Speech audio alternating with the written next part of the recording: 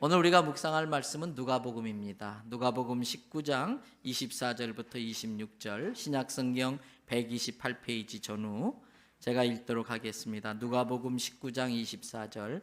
곁에 섰는 자들에게 이르되 그 한 문화를 빼앗아 10문화 있는 자에게 주라 하니 그들이 이르되 주여 그에게 이미 10문화가 있나이다.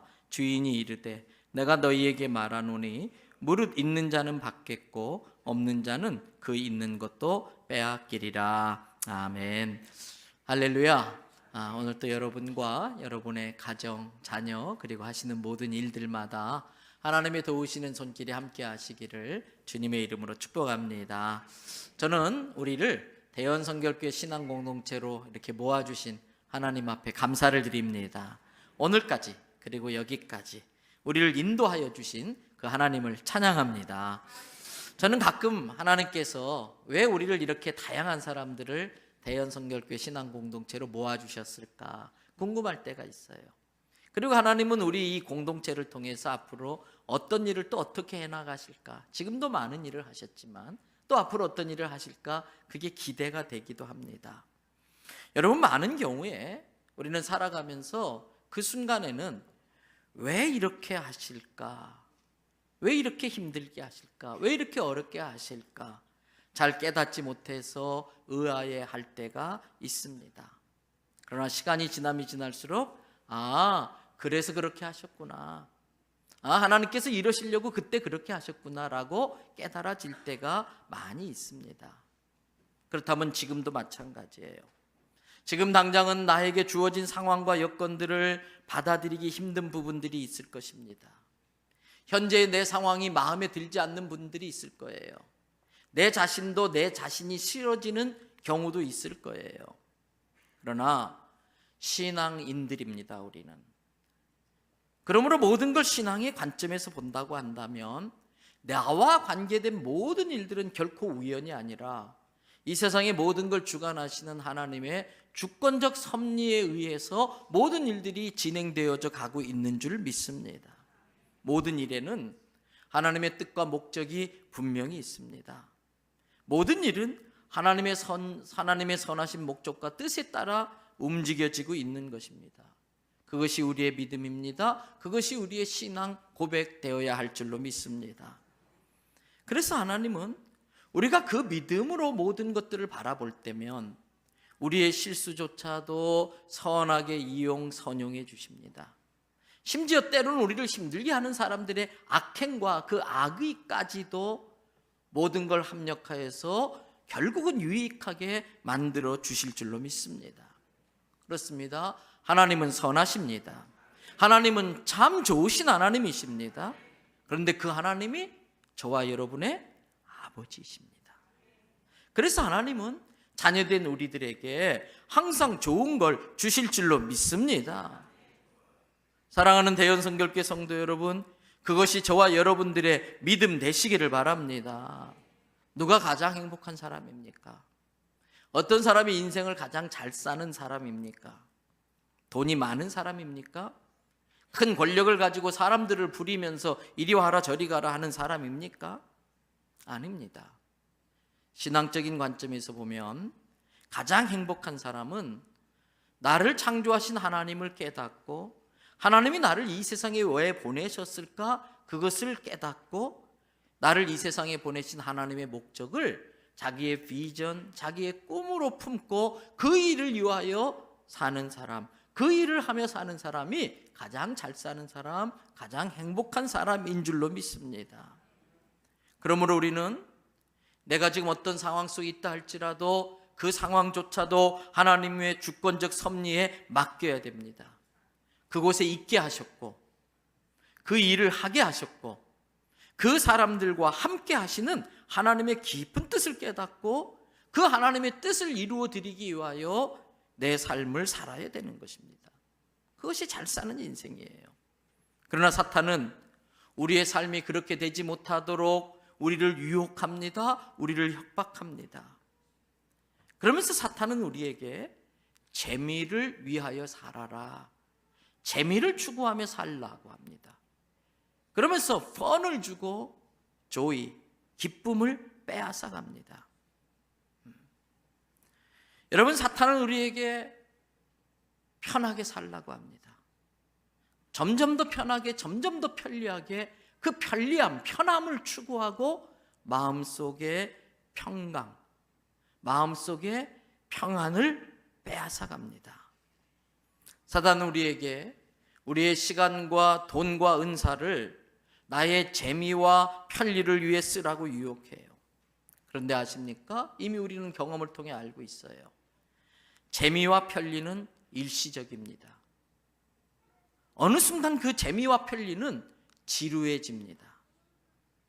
그러면서 점점 더 내 마음은 허무해져 가기 때문에 현대인들은 좀 더 짜릿한 것, 좀 더 자극적인 것, 그것이 게임이 됐든 어떤 성적인 문제가 됐든 무엇이 됐든 점점 더 자극적인 것. 왜? 옛날 게 지루하기 때문에. 그러면서 스스로 자기의 몸을 망가뜨리고 자기의 인생을 망쳐갑니다. 여러분, 시대는 자꾸 편리해져 가요. 사람들은 지금보다 더 편한 것을 추구합니다. 그런데 아십니까? 우리의 몸은요, 자꾸 편한 걸 추구하다 보면 점점 몸이 약해져요. 점점 더 몸이 무기력해져요. 그래서는 안 됩니다. 여러분, 자꾸 사람은 자기 스스로 자기 몸을 괴롭혀야 돼요. 이 몸을 자꾸 부려야 돼요. 그래야 건강해지고 튼튼해지는 것이지요. 자꾸 편하게만 해주다 보면 어느새 내 몸, 팔, 다리가 못 쓰게 될 때가 오는 겁니다. 물론 적당한 재미와 적당한 편리는 유익한 부분이 있어요.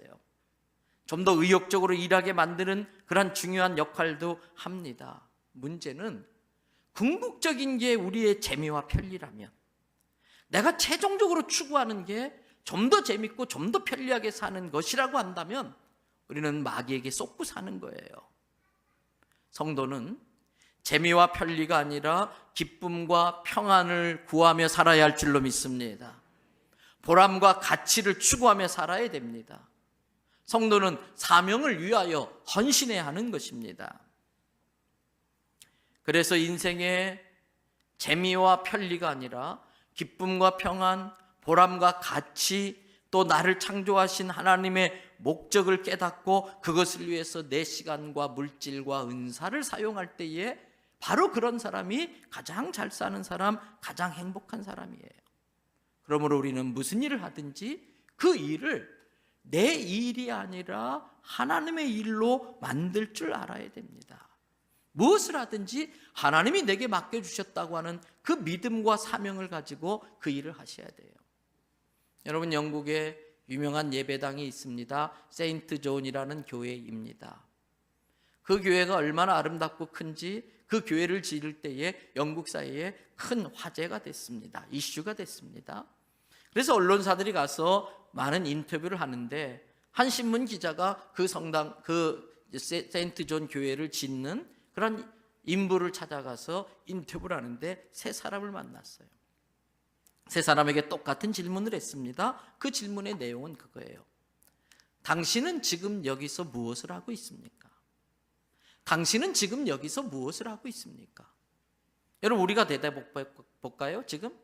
우리는 지금 여기서 뭐 하고 있어요? 지금 여기서 하나님을 예배하고 있습니다. 그런데 그 중에 첫 번째 인부가 이렇게 이야기합니다. 보시다시피 먹고 살려고 일하지요. 돈을 벌어야 죽지 않고 살 거 아닙니까? 먹고 살려고 일합니다.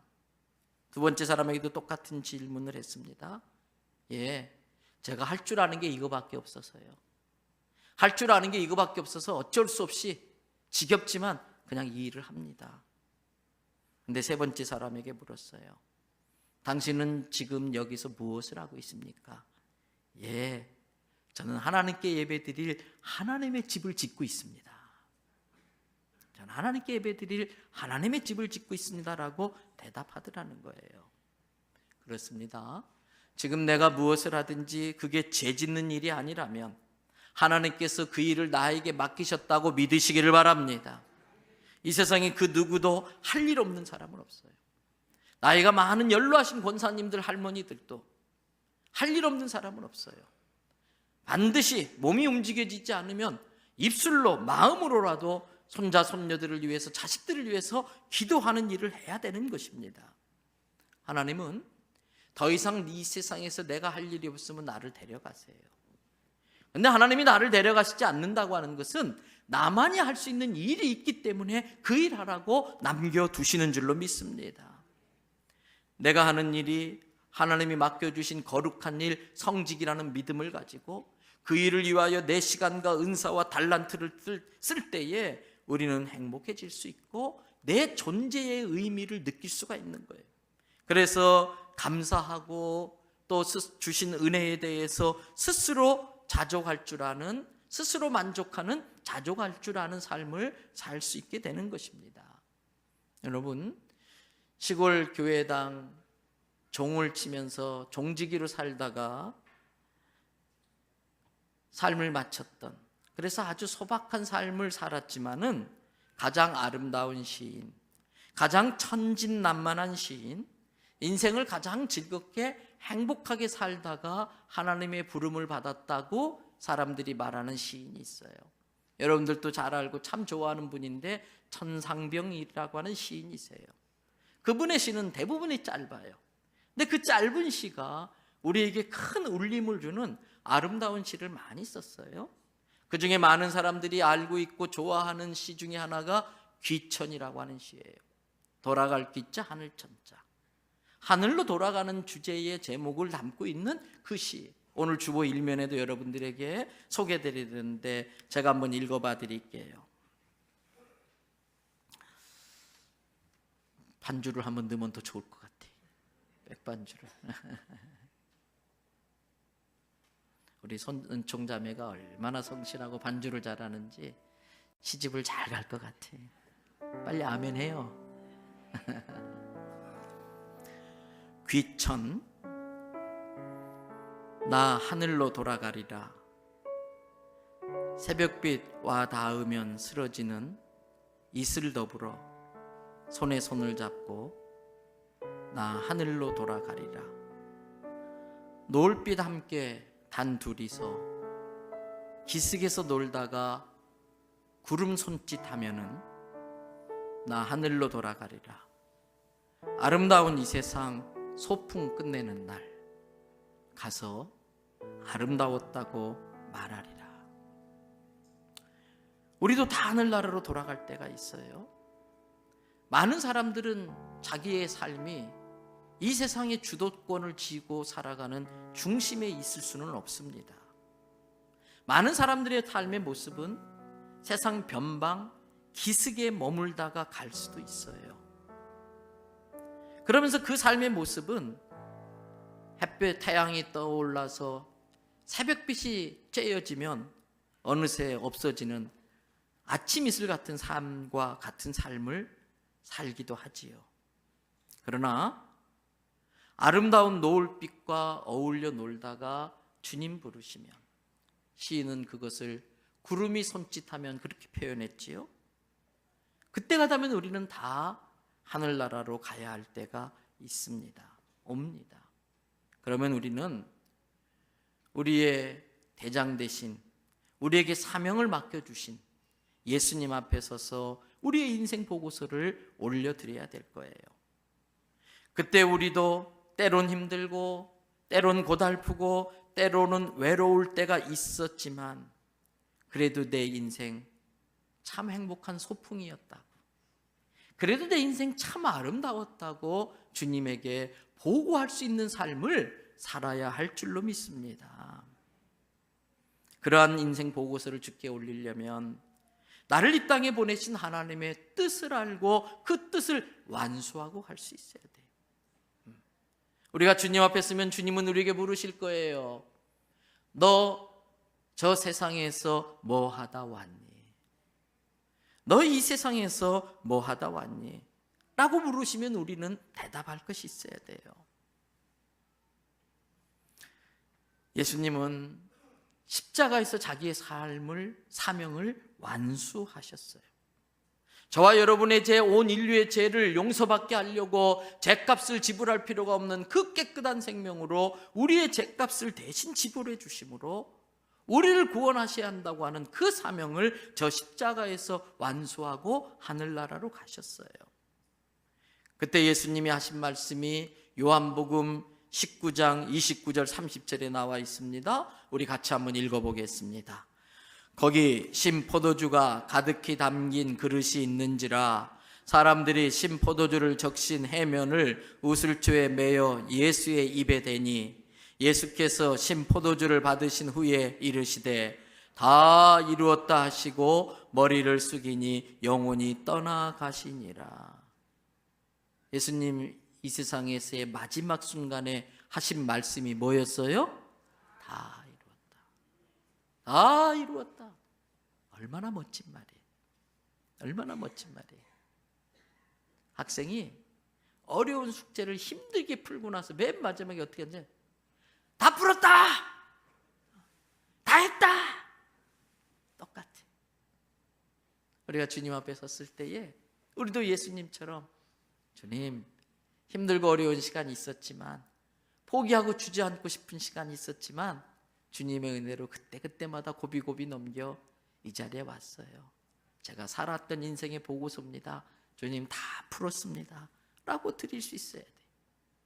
사도 요한은 반모섬에서 유배당했다가 거기에서 자기의 삶을 마쳐요. 반모섬에 있는 동안 사도 요한은 우리 같은 믿음의 후배들을 위해서 요한복음도 쓰고 요한 1, 2, 3서도 쓰고 마지막에 이어서 요한계시록을 썼어요. 사도 요한은 그 요한계시록을 마무리하면서 요한계시록 22장 20절에 우리가 잘 아는 말씀, 아멘 주 예수여 오시옵소서. 네 글자로 우리가 많이 사용하는 용어가 있죠. 뭐라 그래요? 마라나타. 아멘 주 예수여, 내가 다 이루었습니다. 와서 숙제 검사해 주세요. 언제든지 주님 오셔도 저는 맞이할 준비가 되어 있습니다. 주님 어서 와주세요. 우리 인생 끝에 이렇게 이야기하고 주님 앞에 설 수 있어야 돼요. 사도 바울은 자기의 삶을 마무리해야 할 때가 다가온 것을 느꼈어요.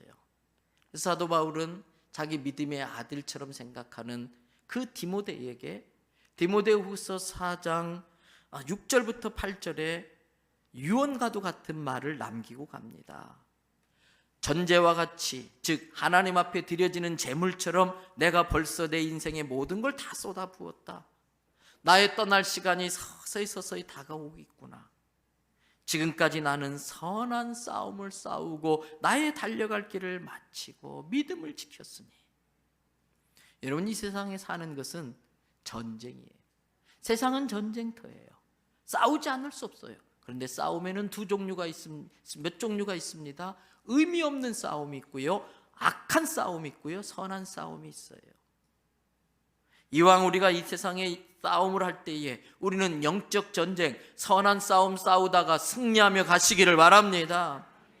나의 갈 길을 다 마칠 때까지 이 믿음을 지켰다는 거예요. 그랬더니 8절, 주님이 나를 위하여 의의 면류관을 예비했다가 참 잘했다, 애썼다, 수고했다, 힘들었지, 이제 쉬어, 이제 이곳에서 마음껏 쉬어, 의의 면류관을 씌워주시는 거예요. 그분은 곧 의로우신 재판장이세요. 근데 사도 바울이 뭐라고 그러냐?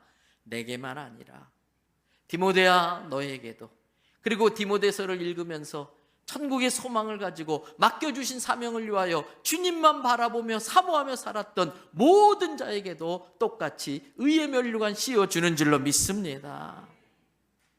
여러분들도 많이 보신 영화일 거예요. 국제시장이라는 영화를 보셨잖아요. 혹여라도 혹시 못 보신 분이 있다면 그런 영화는 한 번쯤은 봐둘 필요가 있지요. 흥남부두에서 한국전쟁 때에 많은 사람들이 미군 배를 타고 피난길을 떠나요. 그런데 주인공 덕수가 사람들이 많다 보니까 막내 여동생 아버지가 잘 이렇게 데리고 가야 된다 그러는데 얼떨결에 그냥 사람들에게 떠밀리면서 손을 놓쳐버렸어요.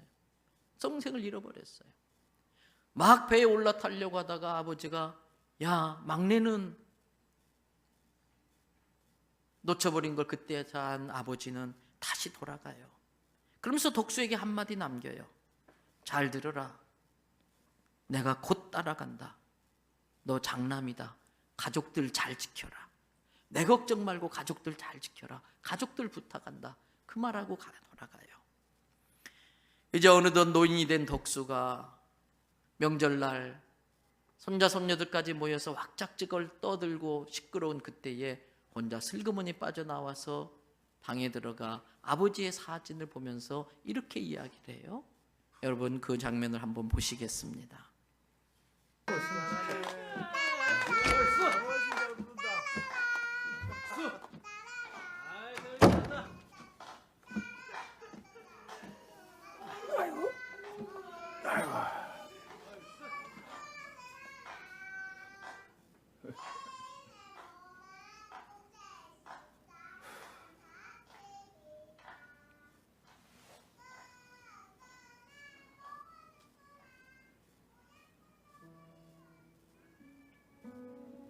아버지, 내 약속 잘 지켰지? 막수이도 찾았고,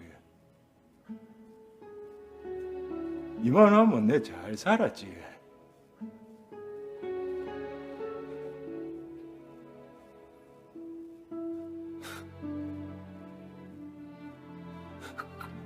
근데 내 진짜 힘들었거든요.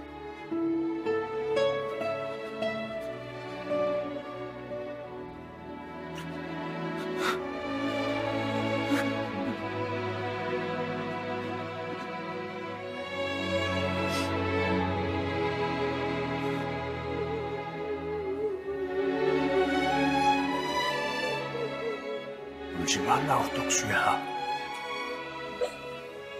아버지,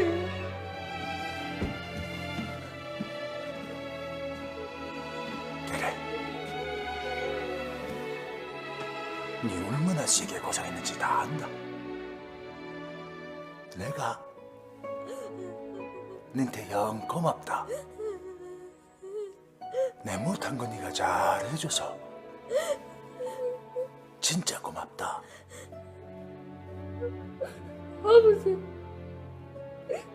아버지가 되게 보고 싶었습니다.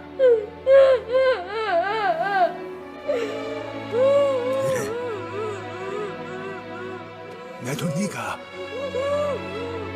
영 보고 싶었다.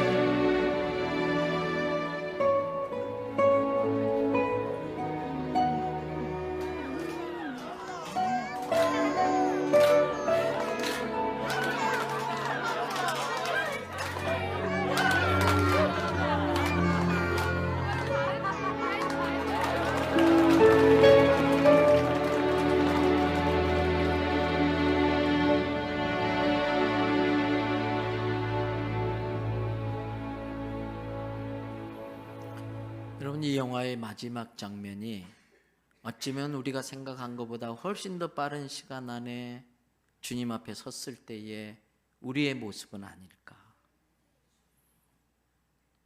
잃어버린 막내 막순이를 찾은 것처럼 힘들고 어렵지만 잃어버린 영혼을 구원하고 그 아버지의 충성된 헌신 때문에 그 손자들이 바로 옆에 방에서는 저렇게 잔치를 벌릴 수 있는 것처럼 우리들의 충성과 헌신 때문에 누군가가 저 천국 잔치에 같이 참여하게 되진 않을까 하는 생각을 해봤습니다. 오늘 본문으로 택한 말씀은 예수님께서 자기의 사명을 감당하기 위하여 십자가를 지러 가시기 직전에 제자들에게 비유로 해주신 말씀이에요. 우리의 남은 인생을 어떻게 살아야 될 것인지 예수님께서 마지막 유언처럼 해주신 말씀이에요. 마태복음에는 그것이 달란트 비유로 나오고 있습니다. 어떤 사람이 왕위를 받아 가지고 오려고 먼 나라로 떠납니다. 그때에 그 전에 10명의 종들을 모아놓고서 한 문화씩을 나누어 줘요. 여러분, 한 문화는 헬라의 동전, 은전인데 달란트로 비교한다면 60분의 1 되는 크지 않은 금액의 돈이에요. 마태복음에서는 어떤 사람에게 5달란트, 어떤 사람에게 2달란트, 어떤 사람에게 1달란트 줬다라고 나오지만 누가복음은 10명의 종에게 똑같이 한 문화씩 달란트의 60분의 1 되는 한 문화를 맡겨주고 갔다. 무슨 의미가 있을까? 모두에겐 하나님께서 공평하게 기회를 주셨다라는 뜻입니다. 그리고 60분의 1달란트밖에 안 되는 그 한 문화, 세상에선 보잘것없고 가치 없다고 말할지 모르지만 우리가 그것을 주님을 위해서 쓰게 된다면 그것은 그 잔치집을 만드는 것처럼 천하를 구원할 수 있는 귀한 가치 있는 일을 할 수 있는 거라고 우리에게 말을 해주는 거예요. 이제 이 사람이 이제 왕위를 받아가지고서 돌아왔습니다. 10명의 종들을 모아놓고서 계산을 합니다. 그때 첫 번째 종이 와서 이야기합니다. 주인님, 당신이 맡겨주신 한 문화를 가지고 열심히 애쓰고 노력을 해가지고 여기 10개의 문화로 만들어서 왔습니다. 주인이 말합니다. 잘하였도다 착한 종이여. 내가 지극히 작은 것에 충성하였기에, 지극히 작은 것에 충성했기에 너에게 10고을을 다스릴 수 있는 권세를 주겠다. 두 번째 사람이 왔습니다. 주인님, 저에게도 한 문화를 맡겨주셨는데 나름대로 한다고 했지만 5문화밖에 남기지 못했습니다. 죄송합니다. 그때 주인이 야, 무슨 소리니? 5문화밖에라니. 네가 최선을 다했잖아. 나는 그걸 봐. 너도 참 잘했다. 5고을 다스릴 수 있는 권세를 너에게 주겠다. 근데 마지막으로 한 종이 와서 이야기합니다. 주인님, 똑똑히 보세요. 여기 주인님이 맡겨준 한 문화 내가 그대로 바꿨습니다. 하나도 손해 안 보고 그대로 바꿨습니다. 주인님이 얼마나 인색한 사람이고 까다로운 사람인지 알기 때문에 혹시라도 내가 이거 잘못돼가지고 날려버리면 큰일 날 것 같아서 수건에 꼭꼭 싸두었다가 그대로 바꿨습니다. 성경은 그 종을 보고 뭐라고 말하냐면 악한 종이다. 악한 종이다. 그러면서 옆에 있는 사람에게 말합니다. 저 악한 종에게서 한 문화 마저 뺏어가지고 아까 10문화 남긴 그 사람한테 줘라. 곁에 있던 사람이 주인님, 그 사람은 벌써 10문화나 갖고 있는데요. 그런데 26절에 뭐라고 말했나 보세요. 다 같이 한번 읽도록 하겠습니다. 주인이 이르되 내가 너희에게 말하노니 무릇 있는 자는 받겠고 없는 자는 그 있는 것도 빼앗기리라. 오늘 설교의 제목이 뭐예요? 빈익빈 부익부. 불공평한 것처럼 생각되지만 아니에요. 낭비하실 수 없는 하나님, 너무나 귀한 것이기 때문에 낭비하실 수 없는 하나님은 그 문화를 쓰지 않고 놔두는 사람에게 그냥 낭비하도록 놔둘 수가 없어서 하나님의 뜻대로 그 문화를 잘 쓸 수 있는 사람에게, 믿을 만한 사람에게 그 문화를 옮겨버리고 마는 거예요. 여러분, 이 예수님의 말씀이 우리에게 주는 교훈이 있어요. 우리는 하나님께로부터 물질과 은사와 시간을 위임받은 청직이라는 거예요. 내 생명조차도 내 것이 아니에요. 내 생명이 내 거라면 내가 태어날 수 있고 내가 마칠 수 있어야 돼요. 그러나 내 생명조차도 내가 어떻게 못해요. 내 시간도 내 물질도 우리에게 믿고 맡겨주신 청직이라고 하는 걸 깨달으는 것입니다.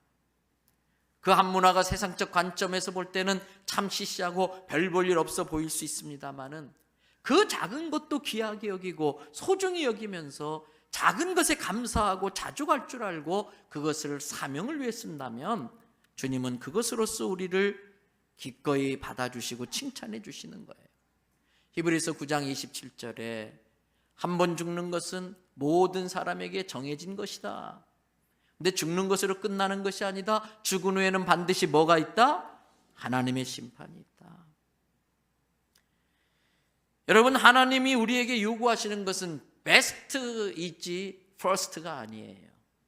하나님이 우리에게 원하시는 것은 최고가 아니라 최선입니다.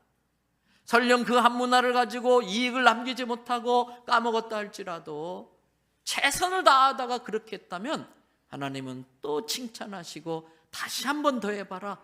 더 많이 밀어주시면서 기회를 주실 거예요. 여러분, 설거지 하지 않으면 깰 일은 없습니다. 그래서 꾸중 들을 일은 없지요. 그러나 설거지 한 것에 대한 칭찬도 듣지 못해요.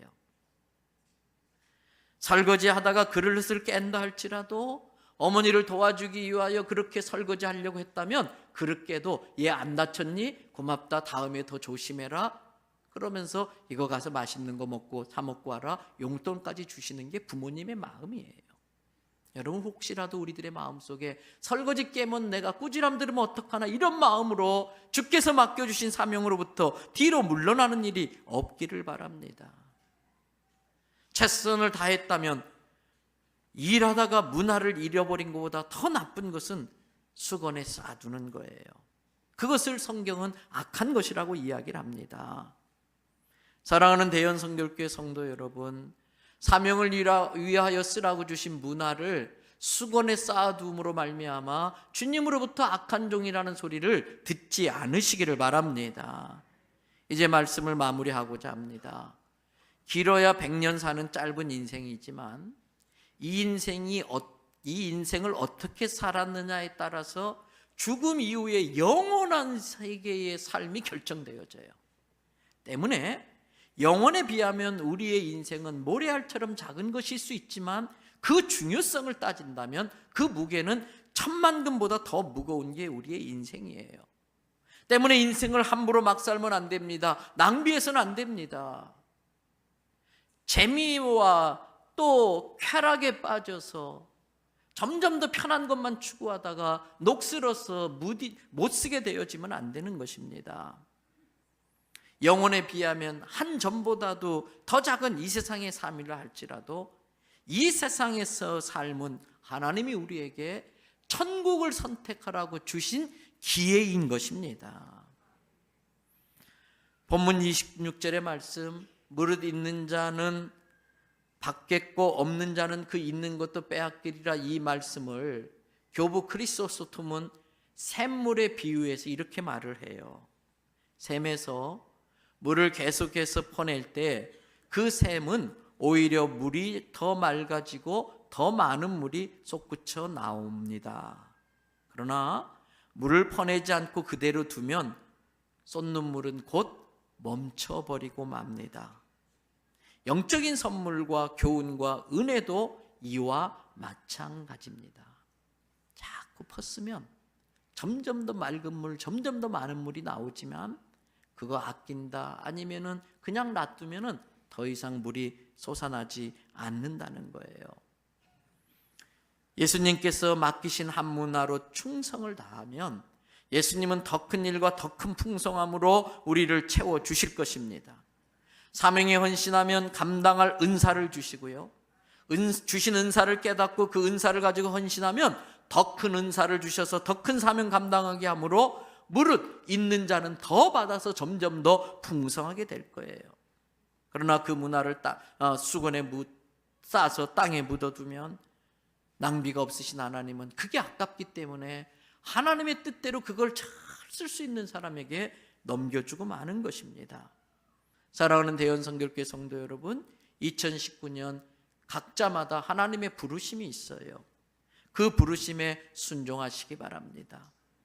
작은 일이든 큰 일이든, 그게 찬양대가 됐든 교사가 됐든 전도팀이 됐든 안내팀이 됐든 쓰레기를 정리하든 차량을 운행하든 뭐가 됐든지 간에 내게 주신 은사와 달란트, 시간, 물질, 하나님의 사명을 위해서 쓰는 우리가 되시기를 바랍니다. 그래서 오늘 설교의 제목처럼 빈익빈 부익부의 원리를 잘 깨달아서 더 큰 사명과 축복으로 더 부하게 되는 우리 대연성결교회 성도 되기를 주님의 이름으로 축복합니다. 같이 기도하시겠습니다.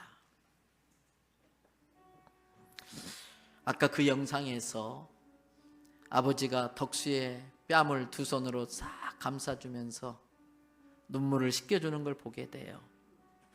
우리가 주님 앞에 섰을 때에 주께서 우리의 눈물을 씻겨주시면서 진짜 고맙대, 정말 잘했다, 진짜 고맙다라고 그 이야기 들을 수 있어야 될 거예요.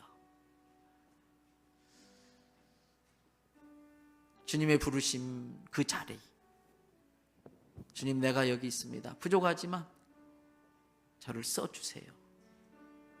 믿음으로 결단하고 믿음으로 헌신을 하십시오. 하나님께서 놀라운 축복과 은혜를 우리에게 부어주실 거예요. 함께 기도하시겠습니다.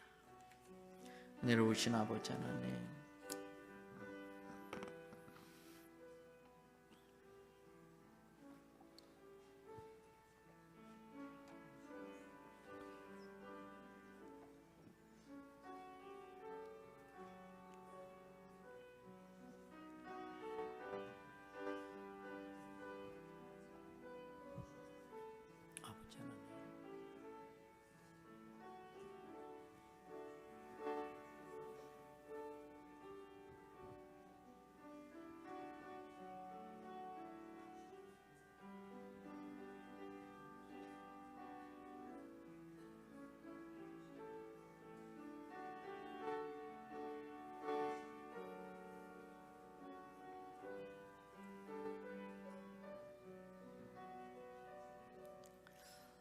참 좋으신 아버지 하나님, 여기까지 지금까지 지내온 것 주의 은혜였음을 감사를 드립니다.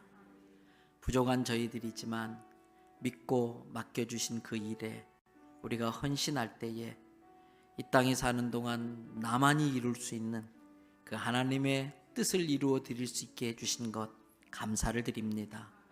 혹여라도 악하고 무익한 종이 되어 쫓겨나 슬피 울며 일을 가는 일이 없도록 주님, 잘하였도다 착하고 충성된 종이라는 말을 들으며 눈에 눈물을 씻겨주시고 머리에 의의 면류관을 씌워주시는 주님을 만날 수 있게 하여 주시옵소서. 하나님, 모두가 최고가 될 수는 없지만 모두가 최선은 다할 수 있는 줄로 믿습니다. 내게 주신 은사와 달란트 물질 가지고 최선을 다하여 사명 감당할 때에 주님 앞에 더 크게 쓰임받고 더 풍요로워지는 우리의 삶이 되게 도와주시옵소서.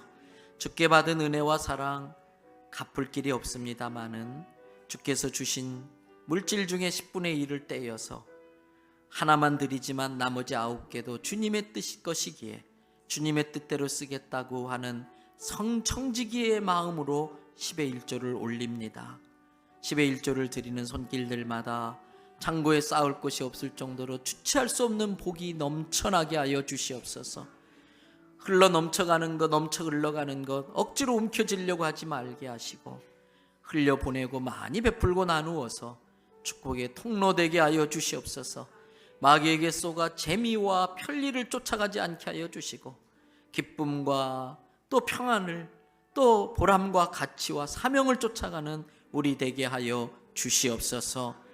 받은 은혜는 참 많은데 받은 은혜에 비하여 감사가 인색한 건 아닌지 우리를 돌아보게 하여 주시고 점점 더 감사에 풍성해지는 우리가 되게 해 주시옵소서. 성령의 특별한 감동에 따라 특별한 곳에 써달라고 드리는 목적 헌금들이 있습니다. 그 물질을 쓰는 때에 하나님의 뜻이 드러나게 하여 주시옵소서. 하나님의 뜻이 이루어지게 하여 주시옵소서. 주님, 지난주 중에 우리 자녀들 대입 수능고사 치렀습니다. 시험문이 이번에 어려워서 많이 힘들어하는 아이들이 있는데 지금 당장은 이해하기 어렵고 받아들이기 힘들지 모르지만 믿음으로 해석한다면 그것이 오히려 우리에게 합력하여 선을 이루고 유익하게 될 거라는 걸 믿게 하여 주시옵소서. 마음 추스리게 하여 주시고 또 주어진 상황 속에서 새로운 꿈과 비전을 품을 수 있는 우리 아이들 되게 하여 주시옵소서. 객지에 외국에 군에 간 아이들 일일이 따라다니지 못하고 우리가 책임져 줄 능력이 없습니다. 그래서 주님께 맡기겠사오니 우리 자녀들의 앞길을 형통하게 하여 주시옵소서. 하나님, 길이 없었는데 믿음으로 발을 내딛었더니 길이 생겨나게 하여 주시옵고 닫혔던 문이 열려지는 역사가 있게 하여 주시옵소서. 이 시간 병상에 누워있는 성도들이 있습니다. 우리 김국섭 집사님을 불쌍히 여겨 주시옵소서. 권능의 발로 붙잡아 주시옵소서. 생명의 주인이 하나님이신 줄로 믿습니다. 하나님, 그 생명을 허락하여 주시옵소서. 모든 환우들을 찾아가서 치료의 광선 쬐어 주시고 하나님, 그래서 깨끗이 회복되게 하여 주시옵소서. 오늘도 이런저런 모습으로 헌신하고 수고하고 애쓴 성도들을 주께서 좋은 것으로 갚아주실 줄 믿사옵고 이 모든 말씀 예수님의 이름으로 기도드립니다. 아멘.